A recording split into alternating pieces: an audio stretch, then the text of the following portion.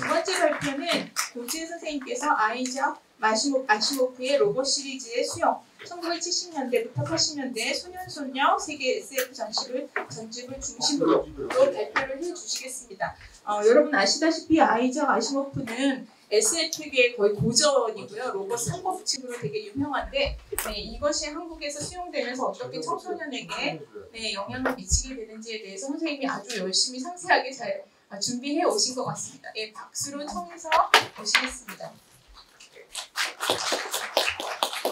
시간은 30분입니다. 네, 안녕하세요. 방금 소개받은 고려대학교 민족문화연구원 고지혜라고 합니다. 네, 저는 최기숙 선생님께서 소개해 주셨듯이 아이작 아시모프의 로봇 시리즈의 수용과 관련해서 오늘 발표를 준비했습니다. 2017년 12월에 유럽연합에서 로봇에게 시민권을 부여할 거다라는 주제와 관련해서 이제 뉴스가 발표가 되었고요. 사실 2016년 한국에서도 알파고와 이세돌의 대결 이후로 인공지능에 관한 이야기들이 많이 나왔고, 특히 이제 최근에 그 오픈AI에서 그 챗GPT 서비스와 관련해서 인공지능 그리고 생성형 또 자연어를 처리할 수 있는 생성형 로봇, 생성형 개인 비서형 어떤 인공지능 이것에 대한 담론이 이제 지금 급격히 많아지고 있는데요. 이제 이와 관련해서 2017년 유럽연합에서는 로봇에게도 시민권을 부여해서 로봇이 저지르는 실수 또는 어떤 사고 같은 것들을 법률 안에서 어떻게 처리할 거냐의 문제를 이미 논의를 한 적이 있습니다. 그 과정에서 이 로봇 시민권을 이야기하는 과정에서도 이제 로봇 3원칙이라고 하는 로봇은 인간을 해치지 못하고 인간이 해를 입도록 놔둬서는 안 되고, 로봇은 이제 인간의 명령에 따라야 하고 또 동시에 인간을 해치지 않는 범위에서 로봇은 스스로를 보호해야 한다라는 로봇 3원칙을 로봇 시민권을 부여하는 데 근간으로 삼는다라고 유럽연합에서 발표한 적이 있습니다. 그 로봇 3원칙이 이제 잘 아시다시피 아이작 아시모프의 1950년에 발표된 아이로봇이라는 책에서 나온 것입니다. 그래서 아시모프가 40년대 이 단편들을 썼고 50년의 단편집으로 묶어서 발표를 했지만 지금 생각했을 때 굉장히 놀라울 정도의 어떤 현재성을 가진 이야기라고 볼 수 있고요. 이제 저는 아시모프의 로봇 시리즈 작품이 이제 굉장히 많습니다. 여러 편이 많고 또 아시모프는 사실 500여 권이 넘는 책을 저술했고 도서관의 10진 분류표에 해당되는 모든 분류표에 들어가는 책을 저술한 작가, 천재 작가로 유명한데요. 그래서 책이 굉장히 많은데 한국에서 아시모프의 로봇 시리즈는 제가 생각했을 때 그 수용의 양상의 어떤 특정한 흐름을 이룬다고 생각합니다. 그래서 아이로봇, 단편집인 아이로봇, 그리고 로봇 시리즈 중에 첫 번째 장편인 강철도시, 그리고 두 번째 장편 소설인 벌거벗은 태양, 이렇게 세 작품에 주목해서 한국에서 수용이 되다 보니까 그 세 가지 책이 어떻게 50년대 말 한국에 들어와서 90년대까지 흐름을 이루어졌는지를 살펴볼 예정인데요. 오늘은 이제 시간 관계상 첫 번째 장편 소설인 강철도시가 어떻게 수용됐는지를 중심으로 발표를 진행하고자 합니다. 제가 아이작 아시모프 강철도시 중에서 제일 중요하다고 생각하는 한 장면을 직접 가져왔습니다. 오른쪽에 있는 내용인데요. 이 장면은 아시모프의 세계관 전체를 보여주기도 하고, 그리고 로봇 시민권이라던가 인공지능 시대에 우리가 이제 AI와 어떻게 함께 더불어 살아가야 될 거냐의 문제를 이야기하는데 중요한 참조점이 되는 대화라고 봐서 한번 읽어보도록 하겠습니다. 이 대화는 이 소설의 주인공인 지구인, 그러니까 사람인 형사와 그리고 그 파트너인 로봇 형사의 대화에서 가져온 것입니다. 그 로봇 형사인 알 다니엘 올리버가 이제 슬러시 F, CF 문화가 필요하다라는 이야기를 설명을 하는데요.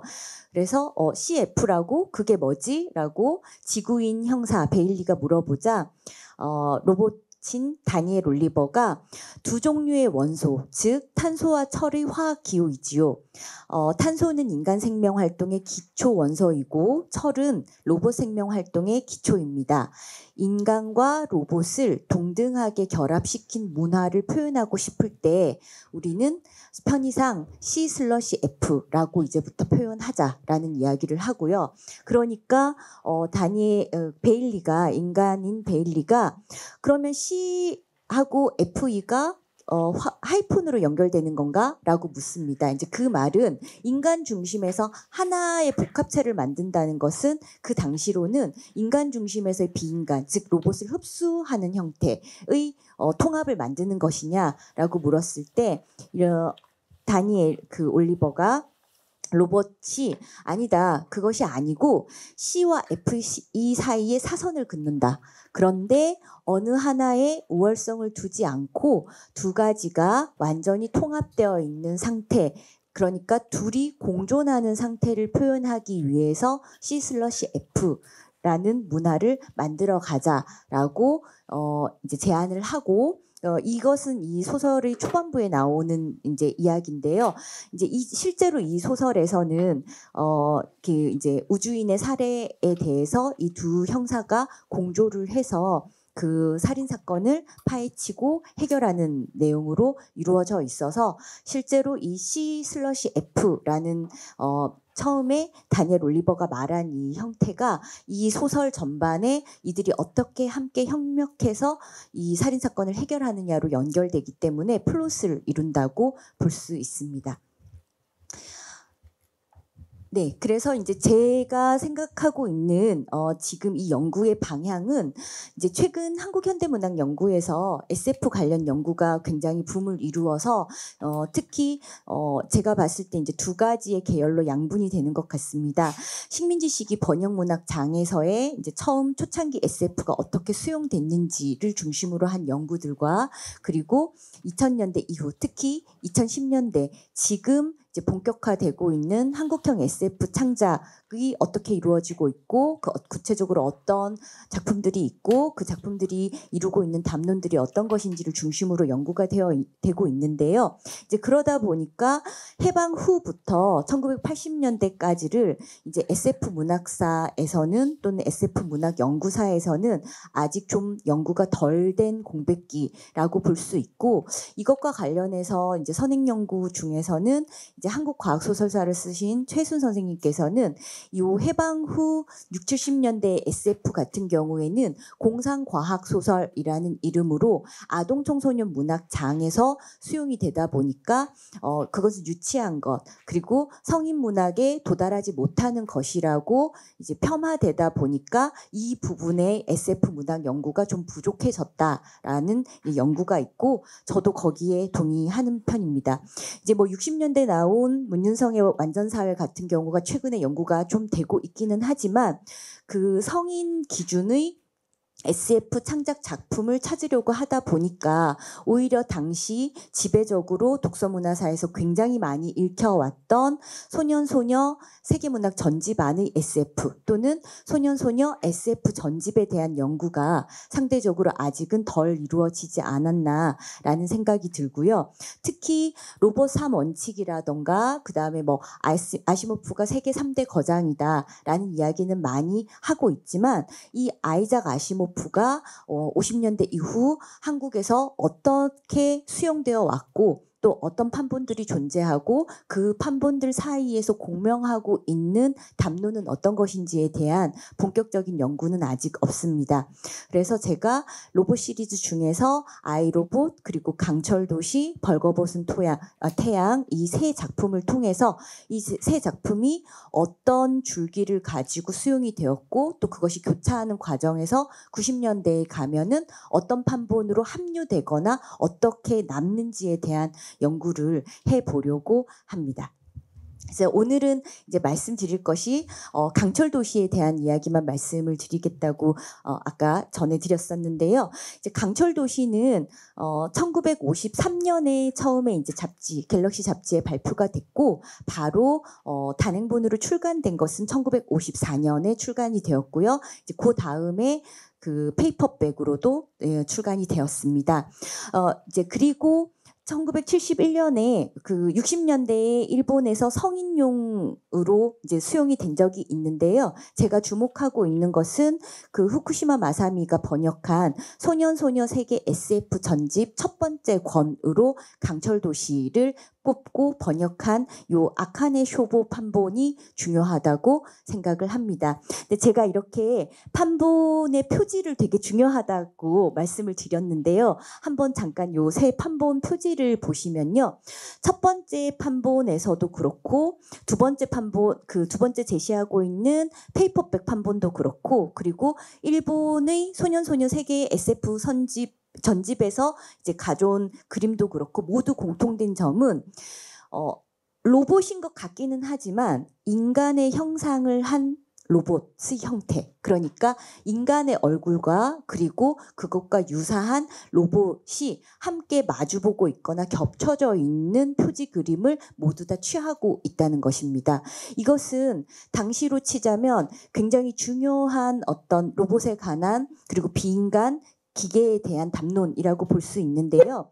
실제로 강철 도시의 상당 부분이 많은 이야기가 로봇과 인간의 적대적인 관계, 그리고 그 로봇이 인간의 노동을 뭐 지배하고 그리고 인간보다 더 뛰어난 로봇이 나왔을 경우에 인간들, 지구인들의 어떤 폭동, 반란이 일어나지 않을까에 대한 염려 같은 것들이 이 소설 전반의 중간중간으로 담론이 나옵니다.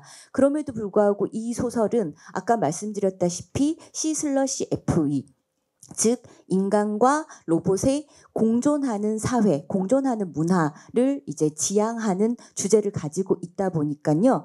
이 소설에서 중요하게 생각하는 것은 이전까지의 로봇은 기계의 형상을 했고 인간과 확실하게 구분이 가는 외양이랄까요? 외모를 가지고 있었는데 인간과 흡사한 외모, 즉 인간과 외적으로 구분할 수 없는 로봇이 탄생하는 것에 대해서 인간들은 굉장히 두려움을 느끼고 그것에 대해서 훨씬 적대적인 어떤 시선을 가지고 있었던 것이 이제 40년대, 30년대 나왔던 담론이라면 그걸 전제로 하고 아시모프 같은 경우에는 그렇지 않다. 인간을 닮은 로봇이 나왔을 때 우리가 어떻게 그 로봇을 봐야 하고 그리고 인간을 닮았다는 것은 어떤 것일까? 인간에 가깝다는 것은 어떤 것일까에 관한 이야기를 아이로봇과 강철 도시에서 하고 있다는 겁니다. 이제 이건 지금 저희가 지금 인공지능 시대에 뭐 AI 또는 챗GPT가 인간이 할 수 있는 것에 어디까지 할 수 있을 것인가에 관한 이야기들을 현재 많이 하고 있는데 이미 한 70년 전, 75년 전에 아시모프가 그러한 문화에 대해서 우리가 우려하고 있는 바, 그리고 나아가야 될 바, 지향해야 될 점 같은 것들을 미리 이 작품을 통해서 이야기하고 있고 그런 아시모프의 세계관이 이 책의 번역본 포함해서 원본의 표지에 잘 드러나 있다고 봅니다. 그리고 또 하나 주목해야 되는 점은 이 후쿠시마 마사미가 일본에서는 아시모프의 이제 가장 주된 번역자 그리고 아시모프를 일본에서 수용하게 된 주도한 사람이자 또 그 일본 SF의 평론가 연구자로서는 가장 선구적인 사람이라고 할 수 있는데요. 후쿠시마 마사미가 이제 강철 도시를 어떤 식으로 번역하고 또 그 플롯을 어떻게 규정하고 이제 그 번역 수용의 방향성이 사실 한국에 그대로 들어와서 한국의 판본들 사이에서 여러 가지로 함께 서로 마치 거울상처럼 서로가 서로를 비추고 대비추는 과정에서 수용이 이루어집니다. 그래서 이 판본이 굉장히 중요하다라고 말씀을 드릴 수 있습니다. 그러면 이제 한국 소년소녀 세계 SF 전집에서의 수용 양상, 강철 도시의 수용 양상을 간단히 살펴보면요. 처음으로 수용이 됐던 것은 한국의 최초 번역이 되었던 것은 강철 도시의 경우에는 1972년에 노벨 문화사의 전집 판본에 처음 수용이 됩니다.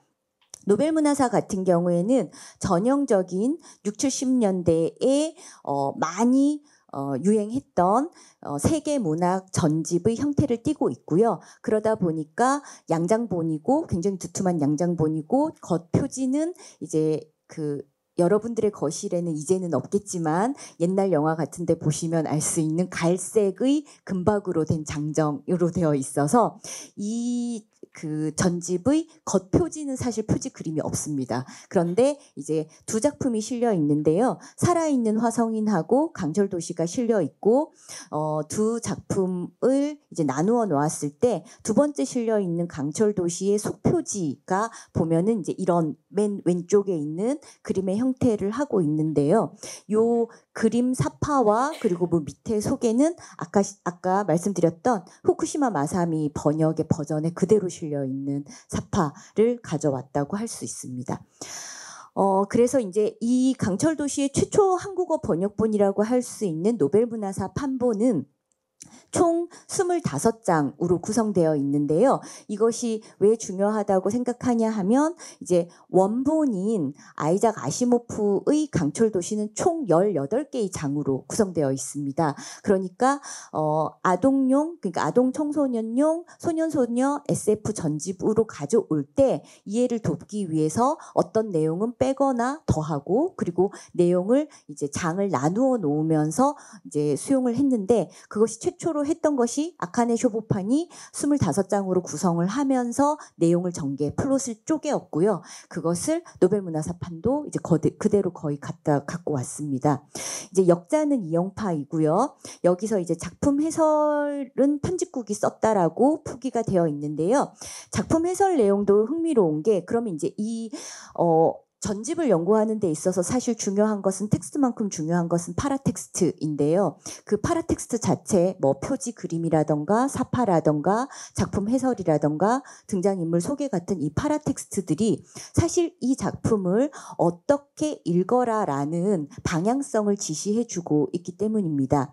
근데 아시모프의 강철도시의 작품 해설은 대체로 비슷한 내용을 공유하고 있습니다. 그럼 어떤 내용을 공유하고 있냐고 했을 때 이 작품을 소개하고 해설하는 데 있어서 굉장히 공을 들이고 있는 것이 로봇이라는 개념이 무엇이다. 그러니까 로봇이라는 말이 차페크 소설에서 가지고 왔고 어떤 뜻을 가지고 있고 그 다음에 카렐 차페크의 그 로봇부터 해서 로봇을 다루고 있는 공상과학 소설의 이제 전개, 역사에 대해서 먼저 쭉 한번 훑어주고 나서 아시모프의 로봇 3원칙을 소개하고 그 다음에 이제 거기에 플러스 강철도시의 줄거리 소개라던가 또는 로봇 3원칙이 적용된 로봇 3원칙을 처음 얘기했던 아이로봇에 들어가 있는 아시모프 최초 단편인 로비에 대한 내용을 소개하는 식으로 작품 해설을 이루어지고 있어서요. 그래서 강철도시의 내용 자체라기보다는 이 작품이 70년대에 한국에 처음 수용되었을 때 로봇, 그러니까 비인간 기계와 인간이 어떻게 공존할 거냐, 그럼 그 비인간이나 그 기계, 인공지능의 로봇을 어떻게 우리가 개념화하고 파악하고 이해할 거냐의 측면에 집중되어 있고, 그리고 생소하다 보니까 그것에 공상과학 소설이 어떻게 재현하고 있는지를 이제 소개하는 식의 작품 해설이 주를 이룹니다. 70년대 두 번째로 이 강철도시를 번역한 아이디어 회관의 전집 같은 경우에는요, 이 아이디어 회관의 전집은 이 전집 자체가 하나의 중요한 연구 대상이고요.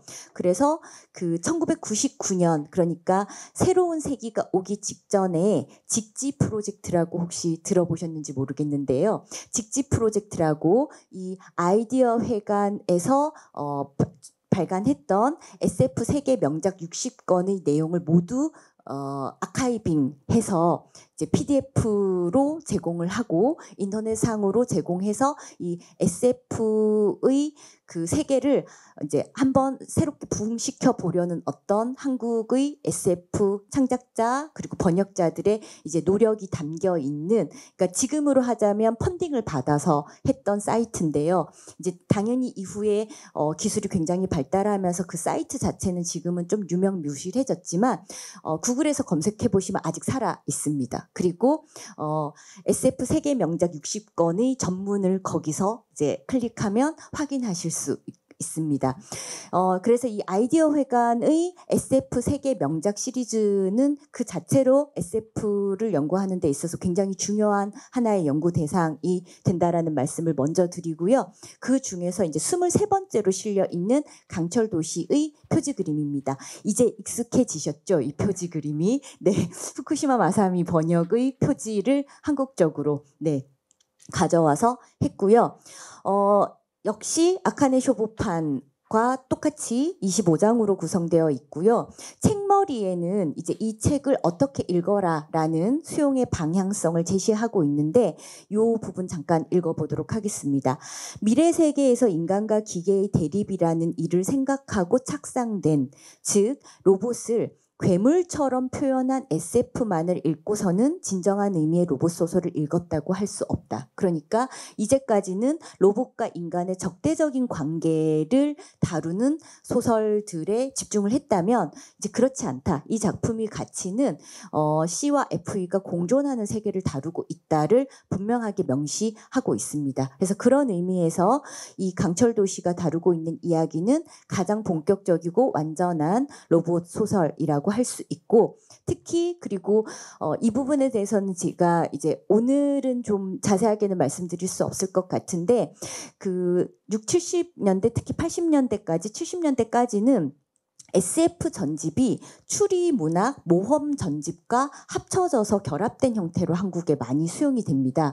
그러다 보니까 아시모프의 작품 중에서 추리적인 요소가, 그러니까 살인사건이 발생하고 그 살인사건을 인간과 로봇이 공조해서 해결하는 내용이 강철도시와 그다음에 강철도시의 후속작인 벌거벗은 태양이다 보니까 이 강철도시와 벌거벗은 태양은 사실은 내용은 굉장히 실제로 성인용 완전판을 읽어보면은 좀 굉장히 철학적이고 또 추상적인 이야기들이 되게 많아서 사실 좀 어렵습니다. 이제 그럼에도 불구하고 당시 아동 청소년 문학장에서 이 작품을 가장 많이 선택되고 번역되었던 이유는 이 작품의 플롯이 가지고 있는 추리소설적 요소가 크게 작용을 하고, 그리고 SF 전집이 당시 SF 추리문학 전집이라는 형태로 전집이 구성되다 보니까 이 작품이 선택될 여러 가지 여지들이 많았다고 추측할 수 있습니다.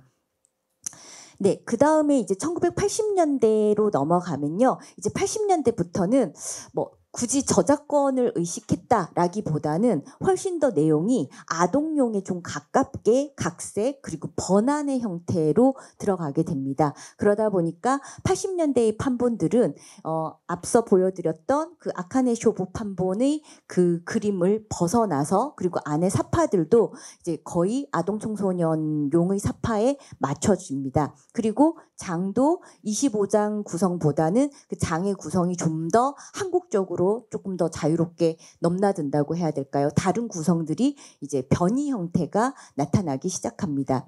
80년대 첫 번째로 강철도시를 번역한 진영출판사의 전집 이름을 잠깐 봐주시면 좋을 것 같은데요. 옹달샘 소년소녀 SF 세계 문학 전집 20번째 권이고요. 그러니까 소년소녀 세계 SF 문학 전집이기는 한데 이제 옹달샘 시리즈가 붙었다는 거는 조금 더 연령대가 낮아졌다라고 볼 수 있고, 이제 그럼에도 불구하고 여기 참고 해설에 있는 내용은 맨 처음에 보여드렸던 노벨문화사판에서 이야기한 이제 로봇의 역사, 로봇의 조상들, 그리고 새로운 로봇, 또 SF 세계의 로봇을 이제 간략하게 소개하면서 아시모프의 로봇 3원칙을 함께 소개하는 방향으로 해설이 이루어지고 있습니다. 네, 그 다음에 이제 83년에 나온 동서문화사판도, 이 동서문화사판의 전집명은요, 우주과학 어드벤처 E.T. 시리즈인데, 당연히 80년대 초에 그 E.T의 유행, 이제 영향을 받은 제목이라고 볼 수 있습니다. 네, 20번째 권으로 강철도시가 들어가 있고요. 이 작품 같은 경우에는 10장으로 구성되어 있어서 그 18개의 그 원전의 장을 쪼개가지고 더 세분화하던 방식이 오히려 뭉뚱그려가지고 이제 플롯을 더 이제 크게 구성하는 방식으로 번역이 되었다라고 볼 수 있고, 마찬가지로 작품 해설 내용은 크게 다르지 않습니다. 네, 그리고 84년 미도문화사판은 이제 84년에도 나왔고 85년에도 나왔는데요. 소년 소녀 세계 SF 추리 문학 전집으로 네, 구성되어 있고 21번째 권으로 강철도시가 실려 있습니다. 네, 여기서 보면 이제 책머리에 잠깐 보시면은 셋째 줄 잠깐 보겠습니다. 로봇을 괴물로 여긴 옛날 소설들이 많다면 먼 훗날에는 인간과 동등한 위치의 로봇가 출현해서 서로 도우며 살아갈 날이 올 것이다. 그래서 지구인 베일리의 천재적인 추리력과 로봇 다니엘과 사이에 벌어지는 갈등, 우정은 여러분에게 깊은 감명을 줄 것이다. 그러니까 이거 중심으로 이제 읽어라라고 이 책을 소개하고 있습니다. 그 다음에 이제 80년대 이후에 80년대 한국의 독서 문화사에서 가장 유행했고 가장 많이 읽혀진 판본은 금성출판사 1985년에 나온 SF 주니어 공상과학 명작선 요 전집이라고 할 수 있는데요. 어떤 전집의 첫 번째 권을 무엇으로 선택할 거냐는 그만큼 그 전집이 표방하고 있는 내용을 보여주는 거라고 생각합니다. 이 SF 주니어 공상과학 명작선은 첫 번째 권으로 강철도시를 선택했고요.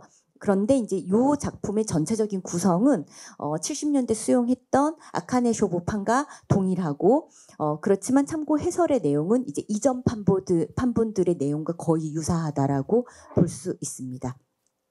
네, 그리고 이제 90년대에 가면은 이 판본 이제 아동 청소년 문학 장에서는 하나가 있는데요.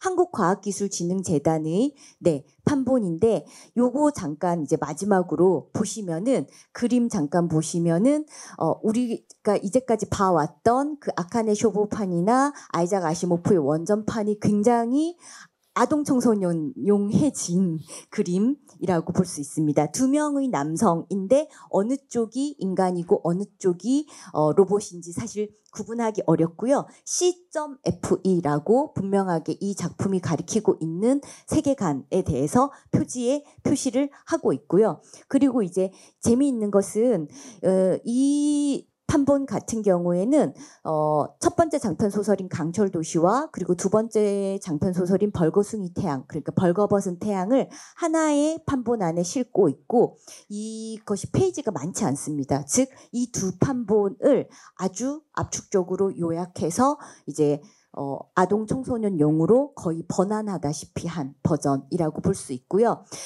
이 판본의 전집명이 세계공상과학 명작선, 특히 한국과학기술진흥재단에서 나온 전집인데요. 발간사 보시면은 12편을 이제 과학하는 심성을 개발하기 위해서 이 전집을 읽히려고 한다. 그리고 과학하는 심성이 왜 필요하냐라고 했을 때 2000년대를 짊어지고 나갈 다음 세대의 주인공들이 국제 무대의 과학 전쟁을 이기기 위해서는 과학적 심성이 필요하다라는 걸 강조하고 있고, 이 이후에 강철도시의 경우에는 아동 청소년 문학의 전집판에 없습니다. 이제 제가 추측한데 그것은 1992년 이 한국과학기술진흥재단의 아동청소년 판본이 나온 1992년에 성인용 강철도시의 완역이 나옵니다. 그래서 이제 완전히 분리가 되는 시기가 왔다고 볼 수 있고요. 이후 오히려 1990년대부터 2000년대는 아시모프의 첫 번째 단편집인 아이 로봇이 훨씬 더 이제 여러 버전으로 번역이 되고, 그리고 교육용 재료로 쓰인다든지 아동 청소년 문학 장에 더 널리 퍼지게 됩니다. 네, 시간 관계상 이 아이 로봇의 수용 흐름과 그리고 벌거벗은 태양이 어떤 흐름을 거쳐서 여기 92년 과학기술진흥재단 판에서 만나는지는 제가 추후에 원고를 통해서 네, 보완하도록 하겠습니다. 들어주셔서 고맙습니다. 네, 감사합니다. SF는 어떻게 새로운 세계를 만드는 어떤 구성적 상상력이 매개가 되는 것인데 아동 청소년을 위해서 지금 앞에 붙은 용어도 소년소녀, 주니어 이렇게 많이 바뀌는 그런 역사적인 변이도 소개해 주셨고 선생님은 주로 표지를 우리한테 소개해 주셨지만 어떻게 텍스트 판본의 내용 구성과 파라텍스트가 어떻게 변형돼서 가이드라인을 제공했는지에 대해서 상세히 소개해 주셨습니다. 네, 선생님께 다시 한번 박수 부탁드립니다. 네, 감사합니다.